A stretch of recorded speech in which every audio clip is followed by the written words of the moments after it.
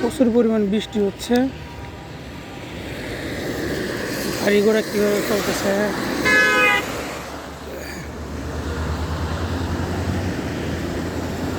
Hello viewers, এই বৃষ্টির মধ্যে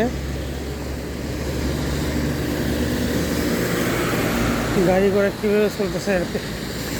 রাস্তা একদম পিছলে হয়ে গেছে।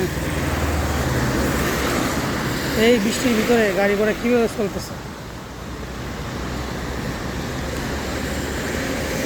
হ্যালো ভিউয়ার্স, সবাই দেখতে পাচ্ছেন রাস্তার ভিতরে কীভাবে গাড়ি ঘোড়া চলতেছে।